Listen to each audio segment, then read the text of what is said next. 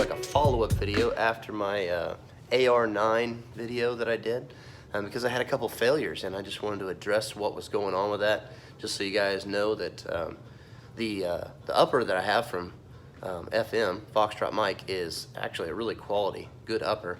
But we had some issues with some mags, and I wanted to talk about what that issue was and how I've addressed that, and maybe what just to stay away from in general.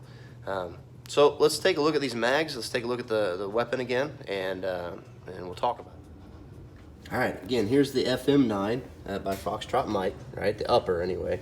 The lower is a McClure Outdoors out of Bloomington, Hudson, Illinois, I guess. So it's just an AR9 lower.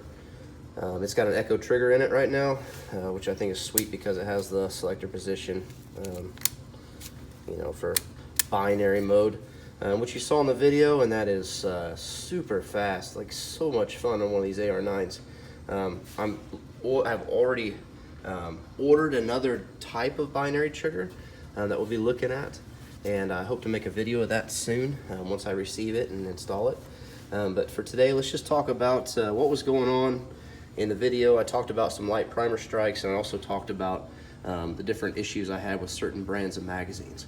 We ran through all the different magazines that I possess currently, which is, I've got Glock mags here, Magpul, Pro Mag, KCI, and ETS.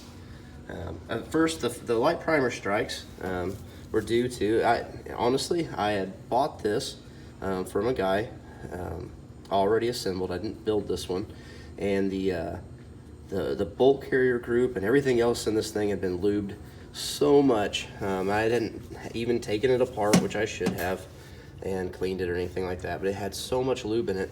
What was happening is the firing pin was getting hydrolocked inside there. Have not had an issue with it since.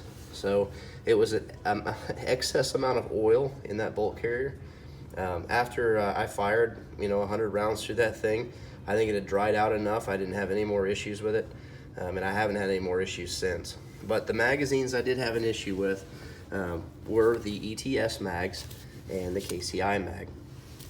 Now, none of the other magazines create an issue, and even these didn't create an issue on regular semi-automatic, slow firing, just plinking around. Had no issues with these, never have had an issue with these. There's a lot of guys with AR9s that have had issues with ETS mags, and they all have them because they're cheap. They're under $15 sometimes. And so everybody's got these things. And so what happens is they don't run in their guns, and they end up just basically giving them away. So I end up with all these AR9 mags because nobody likes them. So I have an ammo can full of ETS mags because they're cheap. So if you look at this empty one here, you can squeeze the plastic on this thing. It feels flimsy. And the followers in them they're trash. Whenever you load these magazines, you'll see the bullets start to maybe stagger, and then all of a sudden there'll just be a straight line, and then they'll stagger. And you have to really keep an eye on them when you're loading these things because they don't like to load in there straight. So that's one issue. Now, the issue I had the other day while I was shooting was not the issue of loading the magazine wrong. It was an issue of the follower getting stuck. On rapid fire, the magazines would get stuck about right in here, and so there was no more tension to load the rounds in, so you could have just turned the magazine upside down and shook it, and the rounds would have fell out. So it was really just a pain. And I continue to have that problem on rapid fire. It's like the magazine couldn't keep up, and it would just get bound up in here. Like I said, the followers are trash.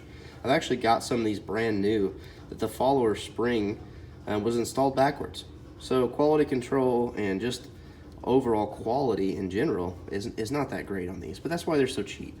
So they're plentiful, they don't weigh anything, but they do work for plinking. But don't trust this as like your bug out rifle magazine. This is not a good magazine, okay? So I wouldn't recommend that for if you're wanting quality mags, stay away from ETS. If you're wanting something just to plink with, they're gonna work just fine, okay? But the KCI magazine, which I've had very few issues with this magazine, but the thing that I found after disassembling it is that whenever they, I guess, molded the polymer around the steel insert, is that on the inside of the magazine, there was polymer all built up around these divots here. It was almost like it just melted in there and formed a glob of polymer plastic inside, right in these, basically a track for the follower to go on. So again, on this one, the follower would come up to around here and it would just get stuck because it would get caught on that glob of polymer. And so what I've done since then is I opened the thing up and I scraped all of that out with a blade and have lubricated it. And so as of right now, there's no issues. But that's what you get for, you know, a magazine under $15. You know, if you buy a Glock magazine, a 32 round magazine, you're gonna pay quite a bit more than $15 for one of these magazines like these. Okay, so you get what you pay for. Just be aware of that. But Pro Mag works flawless, Magpul flawless, and just the Glock mags in general flawless. Okay, but for plinking, you know, hey, why not, right? So I like to amass different types of magazines just so I know, and then I can start to collect the ones that are quality. But anyway, on that note, I hope you understand this is a great upper. It's just fantastic. Side charging, non-reciprocating, spring loaded, always returns to the front, folds down. Great, great, great operation. I love this. I love side chargers. It's a billet upper. Magpul bad lever would be great on this because this lower does not have last round bolt hold open. Okay, a lot of these don't. A lot of them don't work well.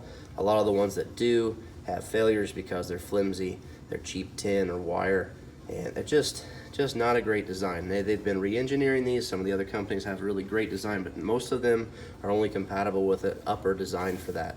So just be aware of that.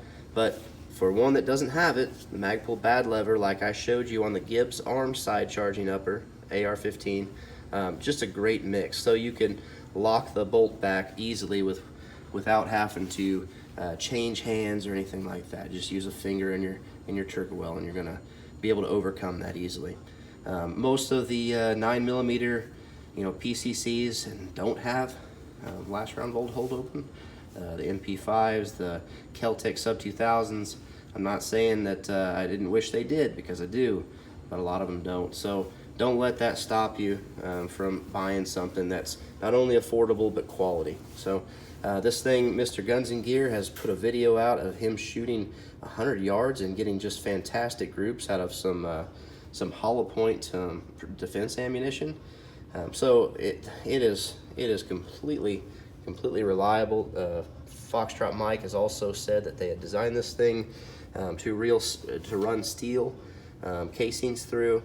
Shouldn't have any issue with those. Have not tried that yet, but hope to in the future. So anyway, just I hope you understand. Great product. Love this product, and we'll continue to support this product in the future. And these magazines just go with the U.S. made good stuff. Okay, if you're wanting something for defense. Again, we'll make another video once I get that different binary trigger in there. It's something that you guys probably haven't heard of, something that's far more affordable, and it's a veteran-owned company, one of my brothers in arms, and I hope to support him. So anyway, I'm gonna add this to YouTube, and you guys can view and maybe be more educated in what you're gonna buy and what you want to spend your precious dollars on. So I hope you get a little bit more educational view of what is quality, what is not. And you know, until next time, God bless America, and I hope that you are blessing God.